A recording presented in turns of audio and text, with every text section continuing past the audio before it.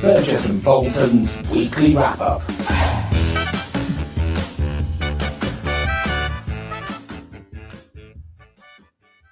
Hello, Ben. Hello, Jeremy. Happy Friday. Yes, happy Friday to you. Happy Friday to everyone. Thanks for tuning in to this week's edition of Burgess and Bolton's weekly wrap-up, where we look at everything to do with the London market, technology change, innovation. This week, we're going to go back in time, Ben. Way back. Yeah. When we were young. When we were young. Yeah, I know. I didn't recognize. Little boys. And we're going to play a clip from, I think it is 2020, Ben. I was trying to actually pinpoint the date, where we first review the Blueprint 2 initiative and ask 6 questions. So we're going to go back and, as we often do in this show, see whether we were right, wrong, anywhere near the mark, or completely out the ballpark. So, yeah, that'll be fun. Something to look forward to. Yeah, definitely. So let's kick things off, Ben. So I saw a bit of news this week. So there was the NVIDIA GTC 2026 event, which is a big, huge technology show run by NVIDIA, where people put a lot of emphasis and stall on what the CEO said. I think he spoke for nearly an hour and a half about different technologies and shifts and trends and things like that. And I also saw an article on Slipcase that actually took me through to HyperExponential's website that's along similar lines, looking at kind of AI development and sourcing models. And so what I thought I would do is just quickly just kind of pull out some, I think, interesting themes from both the event and the article, and perhaps where they converge and might differ, and also kind of the implications for insurance, specifically the London market. So what's interesting, I think, is this shift in AI right now, where in the past we were talking about which model was best, and in the future it's going to be about how you actually build different models into your business and get them to interlink. And this is kind of this idea about agentic. And what's interesting about these 2 articles, it kind of splits the world, especially the HyperExponential one, splits the world into kind of 2 areas. So firstly, kind of cheap, smaller models, good for everyday tasks and summarizing and extracting and those types of things, and then kind of larger frontier models that are still best for kind of complex reasoning and kind of multi-step decision making. And I think the biggest kind of differentiator now is not which model you should have, but actually how you use it. So it's coming back almost to core principles around what's the data you're using it on. Is that part of your USP? So for you, Ben, your data, running AI models over the top of it, it doesn't matter what model you're using. It's actually the data that is the key for this. And then it's getting those workflows right in order to kind of get the outcomes you want, and then starting to put in maybe decision-making steps within those kind of workflows once you're confident with the results you're getting. So I thought it was really interesting, kind of that move from kind of models to more kind of ecosystems of different platforms, or whatever you want to call it. Because for our world in insurance, I think it makes it more, makes it easier to understand how these can be applied into our current workflows. And then I think if you take the NVIDIA conference, which is kind of much more blue sky thinking, you can see how you're on a kind of journey, on a roadmap to becoming a kind of much more agentic solution. So if you take automation right now and you think about bordereau or just kind of triaging submissions or something simple like that, you can see, and people are already putting in place kind of workflows and kind of smart automation. And then the next step will be kind of plugging those together with other areas of the organization in order to kind of get that kind of decision support happening, and then having humans in there. So I just thought it was quite an interesting, so rather than talking about the hype around it, I think what's quite interesting about these two articles, and I'll put them both in the notes at the bottom of the show, they kind of just put it in a bit more plain, simple English about how you can see them being implemented in organizations to deliver real value, not just kind of some blue sky, airy fairy stuff about what the world might be like in 10 years time. So yeah, it's a good couple of articles, I thought. Yeah, it's good. I mean, I relate to that with our business. 2 points, I think. One is the importance of the data itself and the quality of that data, which we'll come back to in another story in a minute. But I think that is essentially what your business is data or knowledge in some shape or form. And that's as true of insurers as it is of me, I guess. And so the integrity of that data is really, really important. And I don't think you move to messing around with software until you know that really you feel confident that the judgments of the decisions you make based on those data are correct, and this is sort of saying that. I think therefore you have got to really work quite hard at saying, where does the AI help you? And I do think it starts, if you like, at the most basic level of boring stuff like bordereau and things like that in the insurance context, and I guess in my research context, very, very simple reportage, I suppose, at one level, which AI can do pretty well.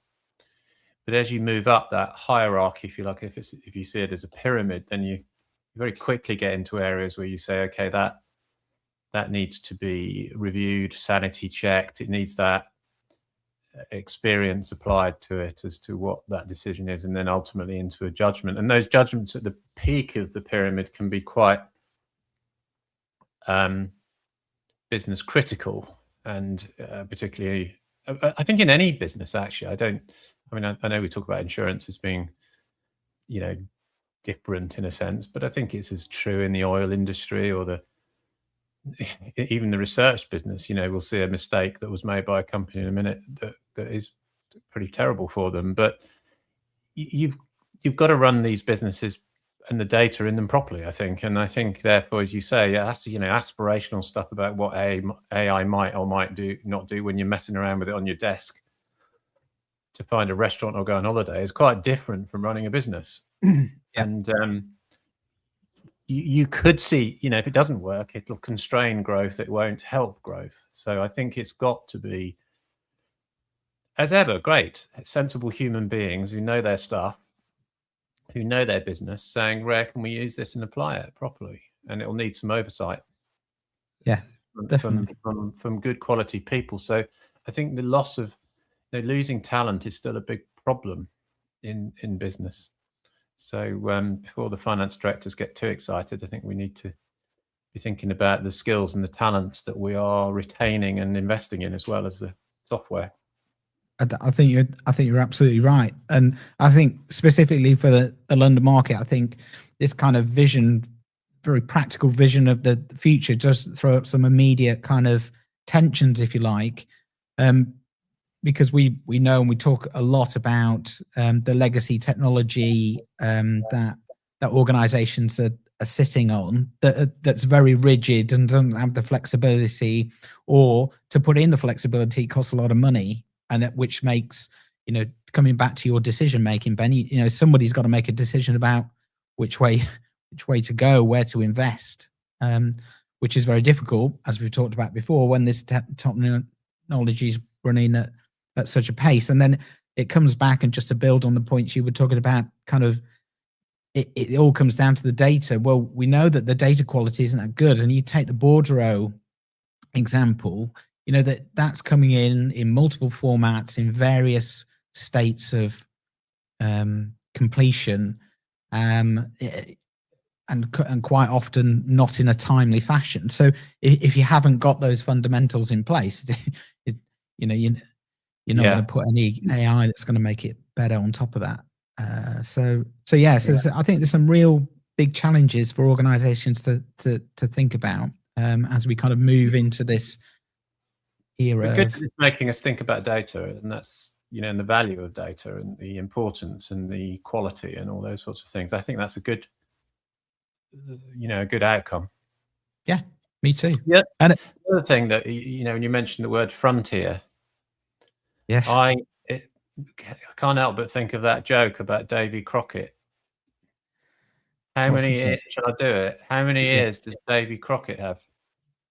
A left ear, a right ear, and a wild frontier.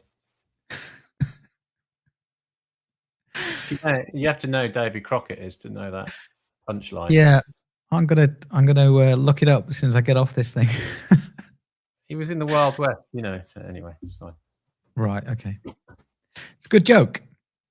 It's even better if you know who Davy Crockett is. I tell you, then you'll be falling about laughing.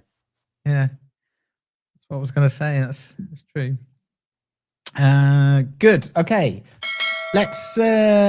Shall we do the Blueprint 2 stuff, Ben? So last week we were talking about the Lloyd's results, and we touched on the fact that the Blueprint 2 initiative had been put on the back burner and maybe shelved for in perpetuity. What's the word, Ben? Perpetuity. That's it. Thank you. It's a good job we practiced this stuff before we go out live. AKA canned. Yeah. So we thought, well, actually, Ben is dead, deceased. It is an X. The Monty Python sketch. Fine. Yeah. I won't do that. So Ben thought it'd be good to go back to 2020 when the Blueprint 2 was announced, and we had some questions before the publication. I think this was recorded, and we had 6 questions. So we're going to replay kind of the clip now. You can watch the full episode, which is quite funny because we talk about COVID and all sorts of things that we've all forgotten about here. But let's play the clip and then we'll come back. That's important. I think he also refers to something that is rather important to remember about Blueprint. Is unlike many of the other initiatives which have been funded by the market, the Lloyd's is owned by Lloyd's. So it is a project that's entirely under Lloyd's Corporation's control, as I understand it. So £300 million of senior debt was raised. That's not market money. So you can see that this is something that Lloyd's is doing, as Bobby points out there. And also, though, of course, that's a big risk because clearly, he's coming from this, and I don't think any of us would not know this, is that technologies, don't always, most fail. And so you have to go through that expensive process and difficult process to get to the place you want to be. So there's no question this is not still a challenging project. So just bringing it up to date before we get into Blueprint 2. So the Blueprint update came out, I think, in August, maybe slightly earlier. But the interesting thing about this is that we seem to have morphed without clear, explicit statements into something that is somewhat different, I think, from that original vision. And this is why we're really talking about Blueprint 2 today, because this has come up at the Tin Claims Conference a few weeks ago, and it will be discussed going forward. And in the current situation in the global insurance market, this is pretty fundamental stuff. So the things that were different about the Blueprint update were, risk exchange is not mentioned very much. Certainly the volume risk exchange, business. Complex risk exchange is still there. Really, the emphasis now is on PPL, which clearly has had a boost because of the pandemic. Claims, this is kind of my personal take from reading it, and I think it was somewhat reflected in comments made at the conference, which was that as much has happened as could have happened. So there was a call for more action, less words. So there are some things happening. Gemini, I believe through Advent, has just been launched, which is an expert system. But these seem to be not, going back to Bruce Carnegie Brown's vision, these seem to me to be incremental small changes at the edges. They're not the fundamental things that we were expecting. And there is, in the delegated authority space, which is still on the, clearly on the agenda, one of the three areas that they're talking about, placement claims and so on, is the data manager, the ASATs, and the contract manager system. So those are seeming to be going on. So the delegated authority space does look like stuff happening, but in other places it feels like a lot has been pared back. And the big question is, where did risk exchange go? Because that was such a big idea and was captivating everybody. Yeah, I think so. And it was that vision, if you just reflect back to that opening video where you had those CEOs, supporting it, and people being excited by it. I think it was that vision statement by Bruce Carnegie Brown that said, we are going to do this. It's going to be a digital marketplace, and these are the steps we're going to do. And that did invigorate. But to be fair, though, Jeremy, there were some reading between the lines, and in there were some inferred warnings, I think, from all of those execs, particularly Oliver Butt from Allianz. They're talking about the execution of this. Yeah. But certainly, the Sheila Cameron, they're talking about, we will execute this. So there is, this is tough. Nobody's saying it's not easy, but nobody's saying it's easy. Pandemic definitely won't have helped. But in some ways, a pandemic has helped this. It has accelerated a lot of this stuff. So, it's kind of interesting what's going to happen next. Definitely. We've got a slide about the progress to date. We're going to have a quick. Yeah. So just very briefly, this is the statement that's been made, and then we can get into Blueprint 2. But these are the things that have been achieved in 2020. So this is really, given when it was originally launched, the first kind of deliverables, as it were. So they've cut the time it takes to pay claims through the updating of the Lloyd's Claims Scheme, but they don't say how much time is being cut. And I imagine that's because it's not a big difference. It's not being noticed. I certainly haven't seen anything on this in any of our research, right? So it might be good. It might have been another incremental improvement, but it's not the big thing that we're looking for. Submission quotes, APIs using PPL. No doubt PPL has moved on. Would have done it. It was mandated, and that was very fortunate for the market that people were up and running, and that had been pushed because it would have been a difficult situation without that. And obviously, you've got white space coming into that. So that feels, in a way, that feels a healthy space. But it's, is it still back to the achievements of Blueprint, or is it just that it's pretty obvious that everybody wants to get onto trading systems now? Virtual underwriting room building a pilot. I don't know what's happening with that. That just seems to be, that I've not heard. I've tried to read as to what that is. I still don't understand it. I don't think either of us understand what that is and what it's going to be. Syndicates in a box. Key has come on board from Brit. So that's, I don't think that was one of the things that I would have envisaged as being part of the original Blueprint, though. Key is something that has been developed as a lead follow model, which were happening anyway. And then something about the design approach has changed, which could mean anything. Yeah. So we have we've just been talking about this week, and what we're looking forward to, I think, in the Blueprint 2 will be perhaps some more detail around the deliverables and the time frame, and some transparency around costs and timeframes and that type of thing. So we've put together 6 questions that we'd like to see answered. The fairly straightforward questions. So here's the first one, Ben. So I think it comes back to our opening piece from Bruce Carnegie Brown. Is the ambition and the dedication to change still there? That's our first question. Oh, really important question. Look, this is about having all those leaders on board, it's having all the big insurers on board. It has to have confidence, and it has to have belief, and it has to have buy-in, and it has to have, of course, it has to have execution as well. But does it feel like the ambition and dedication to change is there? My personal opinion is it feels a bit flat at the moment. So I would expect and hope that Blueprint 2 will be about reinvigorating this. But whether it is or not, I don't know. Yeah. Our second question would be, so how is the trading environment going to change and be supported post-COVID?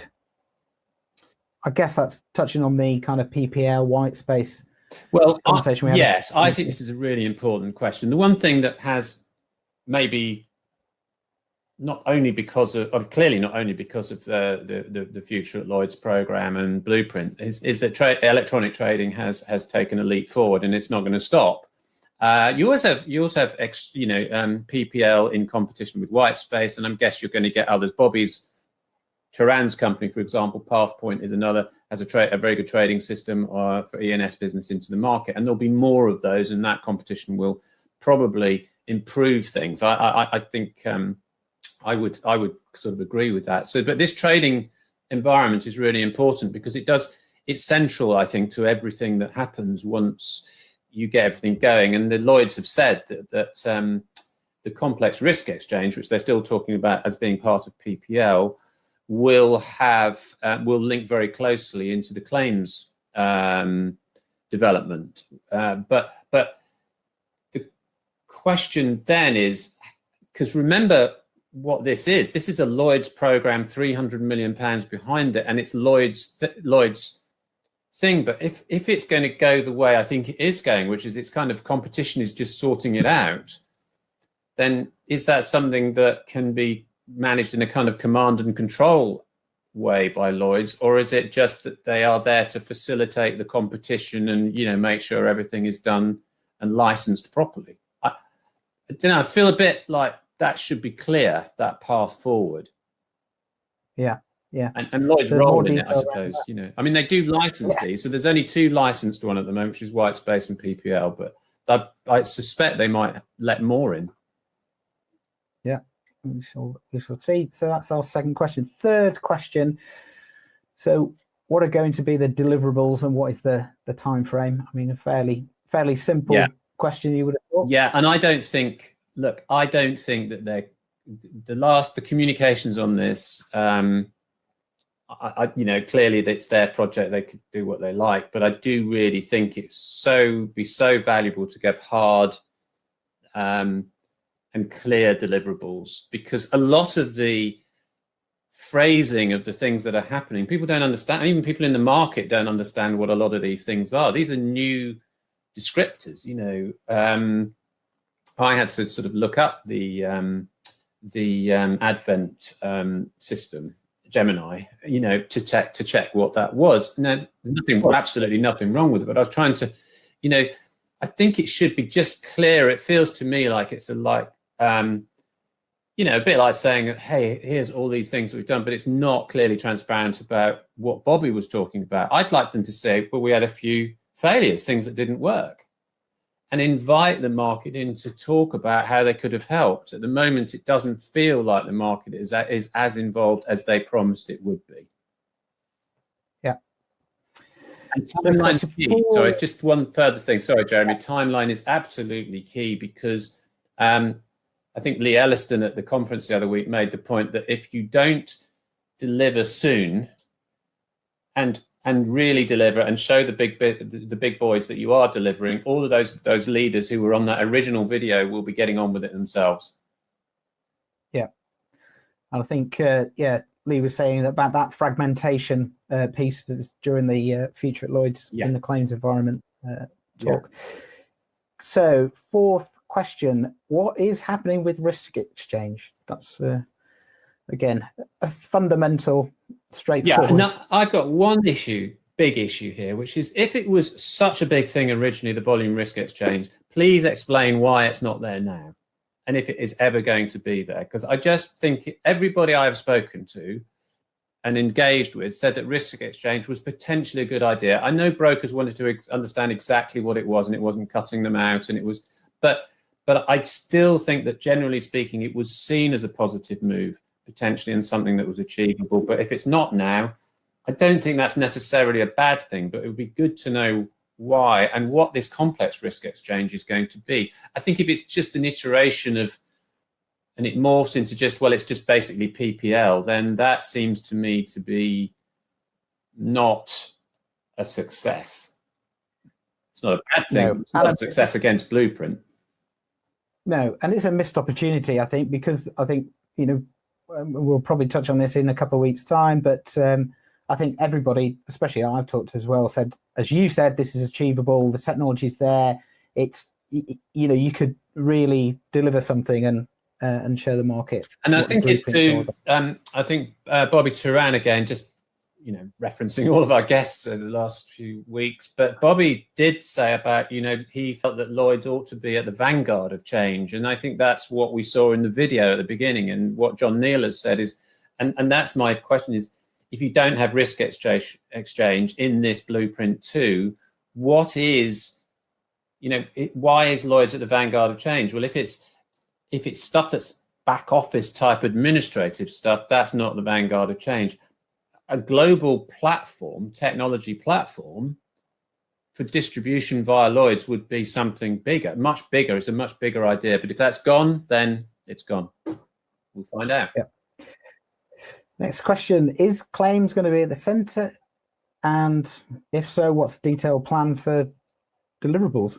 Yeah, it picks up on the themes that were raised at the conference a couple of weeks ago. It comes back to that communication piece. We ran a poll, if you remember, Ben, where we asked the audience at that conference, I think we had 300 people on the thing, whether they thought they had enough information about the future at Lloyd's and Blueprint, and it was a resounding either no or could know more, I suppose, is the was the yeah, truth. that was really disappointing, and that's an audience that is absolutely should be in the know about claims and what Lloyd's is doing on claims. I think claims will be central. I think it will be really important.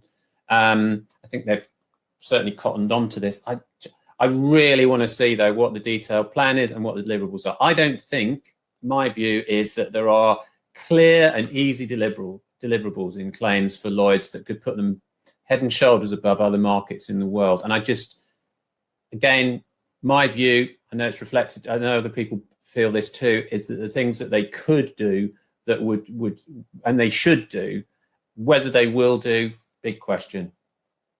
Claims right now in the middle of the pandemic, and given what's been happening, would be a fantastic big win for the market. And it would, it maybe you could say risk exchange wasn't really the thing, but claims would be a really big win.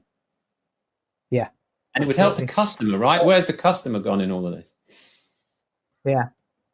So so our final question, how much has been spent so far and what has been delivered from that money? It's a lot of money, isn't it? 300 million? Yes. And they don't have to tell us. They certainly don't have to tell you and me, but they might have to, it might be sensible to say what, in a realistic way, they've got to be constructive. As Bobby again said, it is tough. Not everything works, but people understand that, I think. But against what's been delivered, where has there been bang for buck? I suppose would be my question, because we can all learn from this. I don't think this is us having a pop at Lloyd's and whether they've wasted money again, but it's basically saying if there were bangs for buck in the trading area, great. If there's bangs for buck in the back office of DA delegated authority, great. And if there's none in the another space, then good. We will say that's a really interesting thing that we've all learned. That's still a thing that needs to be resolved. Yeah. So that's those are our 6 questions, and they're going to be the themes that will hang our show off for the next couple of weeks once the blueprint has come out, and we'll obviously have a chance to read it and digest it and come back and give thoughts and analysis. Will it be a Catherine Wheel or a damp squib?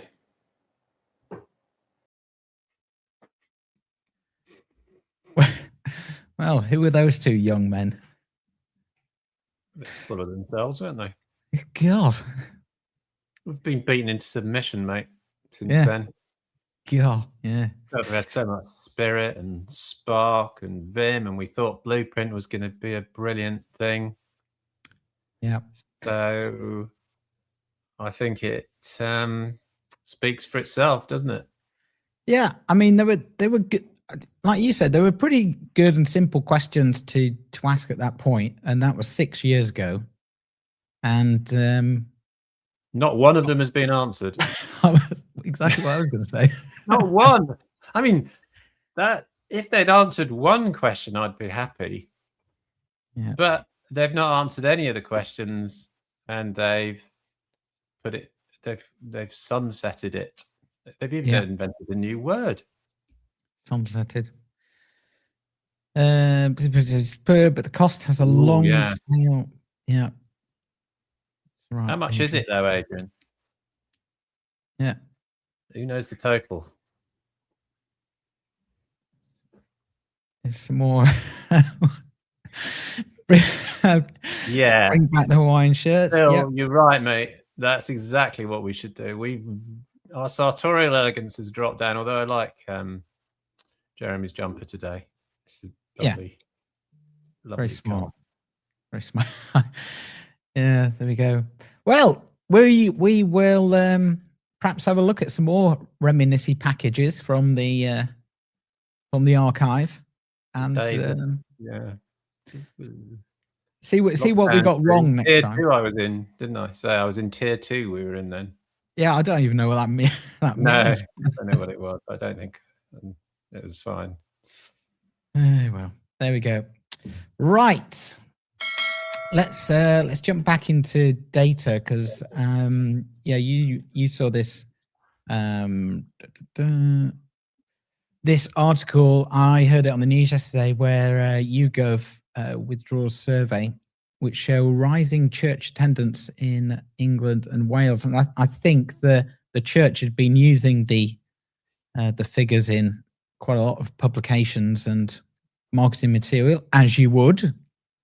If it was showing positive results, but there was something wrong with the data, wasn't there? Yeah, I brought this story up because I think there's quite a few stories at the moment about data, and we talked about data a lot, and it seems to me we're getting into a real mess. And it's not like it's never happened before. Nobody's saying that, but there is some, and I also feel the need to defend myself as a person in the research business, but and talk about something this is kind of a story really about integrity and data and how you should use it. And it's YouGov, it's the Bible Society. It's a simple survey they did to ask people if they were going to church. Now, this was done in 2024, and yesterday YouGov have admitted that they were probably open to some kind of fraudulent or random responses from people, which made the data go wrong. So the data in question was really around 18 to 24-year-olds going to church. And there was a lot of headlines at the time. I remember them saying that amazingly in the modern world, young people are turning to church, just like they said they were stopping drinking alcohol as well, apparently. But then that's all been now questioned as well. One thing, right? So in any data thing, you've got, I think, this is what we do in our business. You've got to know what you're asking and what your expected outcome is and what you think is going to happen in the context of everything. Data on its own does not work. Just sticking to a number and saying it's correct because I followed a methodology is definitely not the way to go. But this is exactly what YouGov seems to have done. They got a number that said that church going had risen among 18 to 24-year-olds between 2018, when it was 4%, to 16% in 2024. Now, on a consumer survey, that's a massive rise. Churches would have been overflowing with young people in them. Now, I don't know if anybody's walked or wandered around a church recently, but my impression is that most people are definitely 75 plus in the congregation, and the churches are not full on a Sunday morning or whenever the services are. So I think that the evidence of your eyes would probably tell you otherwise. In fact, there were other surveys that had been done where both academic surveys and others, say by organisations like the Humanist Society that said actually the numbers are dropping, and they have been for a long, long time, and there isn't some change. So this was a real outlier number, but YouGov decided to dig its heels in and say that their methodology was correct and that this couldn't be wrong. So I think that was their first mistake. I think if we ever find something in our data, for example, that looks surprising, we immediately assume it's wrong and something has happened. I mean, that is the watchword of all researchers: is, you know, you've got to expect this. This isn't about finding surprising things, because you shouldn't really find surprising things in surveys. You're trying to assess basically what the current scenario is based on context and everything else that you know. So things that jump out looking odd are very things to be wary of. Now they didn't follow that, and they decided to go with this, and then they did, as you say, the publicity campaign, which drew a lot of attention, and the Bible Society kind of went with it because they'd been assured that these data were correct. And now they've said it was actually not correct, because what they did was this survey was based on inviting people through a kind of mailer type situation in which you're offered some money to do the surveys, and you could do several surveys to get the money. Now the numbers coming out there became a bit random. So there's a number of problems with that. One is, which they've drawn attention to in various articles. One is that you could have fraudulent behavior. So people saying, I'm just trying to get the money, so I'll just put a load of random answers in. You could also have organizations, you know, pushing a particular argument. That's less likely, I think, because people, funny enough, organizations just can't mobilize that many people in that way to do it. So you tend to get randomness. What the other one then, though, is unsurprisingly chatbots or bots that can farm these sorts of things. And that seems to have been what's happened, so that somehow the data's come out incorrect and YouGov has checked it and said it's not correct. So, you know, in fact, fewer people going to church ever than, you know, they did. So, and then actually just today, there's been interestingly, another inquiry launched by the Competitions Authority into made up reviews on websites through things like FIFO and things like that. So that's another big one, which I guess we all know about these things and we're all a bit suspicious anyway. But the validity of these things as we move into a more automated age is quite important. So I think what I'm putting this up for is to say this is a warning, and to think and ask whoever you're dealing with on data, if you're a company, some simple questions. And I think if anybody says we are, you know, sort of slavishly following our numbers and our method, I would be very suspicious of. I had a chat with my team today about it and said, what are all the things that we do, not just the protocols? I mean, we don't have this problem particularly because we send out individual assigned links to people, so you can't farm it, and we know exactly who it's gone to, and then we double check it. And we actually have, as YouGov should, we have data assessments when it comes back to check for, you know, odd responses or flat responses where people just put a 0 into every answer or whatever, and those all get kicked out. So again, that should have happened here, but it didn't. But those are just the normal protocols that most research companies would use, or any data business. But then I think it's almost back to this human thing of the attitude. If we ever get something that's wrong, we will say, well, we're tracking it, so we'll just wait and see if that moves, or, you know, obviously we'll check it, but wait and see if it moves more or if it goes back, you know. So whether it's a patterned response, in other words, it's something you can start to trust and rely on and try and understand what's going on, or whether it's just something that was an oddity or an outlier that you get occasionally in data. So this is very, very bad for YouGov, because it seems to me that it actually doesn't just question their methodology on this study, it questions how they approach everything, not from just a process perspective, but from a kind of professional and people judgment perspective. And I think it's a real warning, because I think in the end you get found out, you know. I mean, you can't just go on with these things when clearly, as I said, the evidence of your eyes is that no, people aren't going to church. It's just, it's just kind of dumb to say that the data's right and everybody in the world is wrong.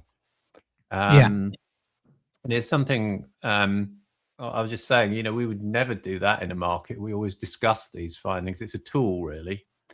And a final thing I'd say, I think it's the danger of the tip over or the blurring of the lines, if you like, between publicity-based research. In other words, as you said, you want to get a message across first and foremost, and that's it. And then you're tied into that because that's kind of what you got paid for, which is to get a certain result.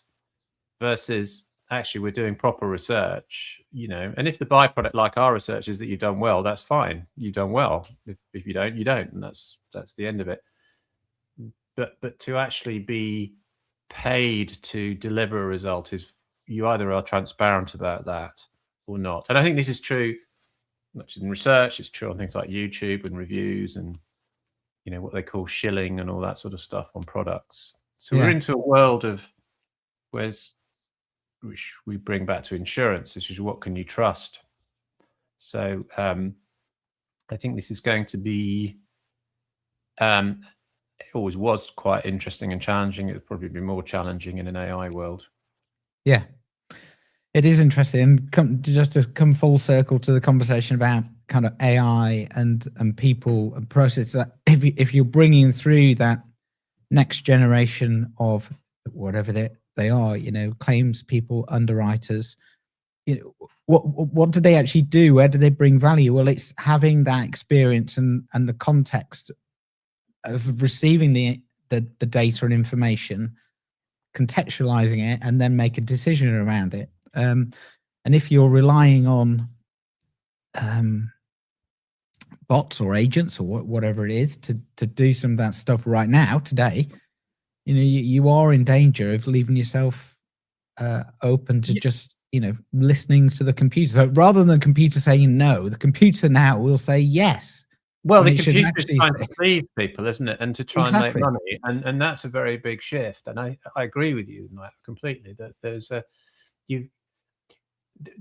the computer say no, which we all know about, which is when the computer or the data asserts that you're wrong and you therefore have to pay a fine or a penalty or something, or you can't do X or Y or Z, which is absolutely crazy and frustrating. And at that point, you realize that data, you need judgment. And your first feeling is, I need to speak to somebody who's sensible and knows what's going on.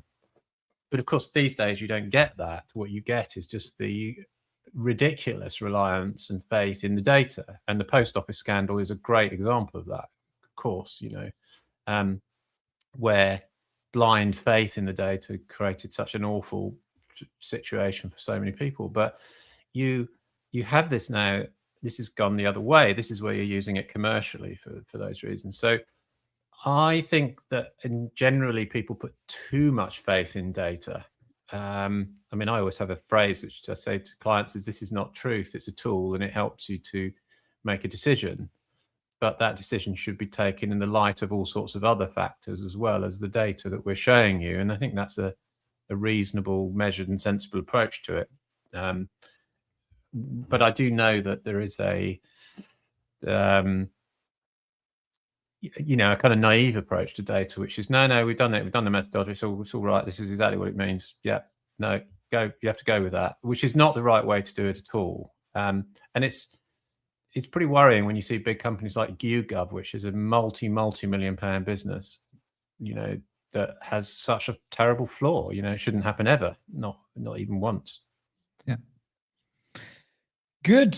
Well, we will be returning back to data because we've got TinTech Data Jam coming up in June.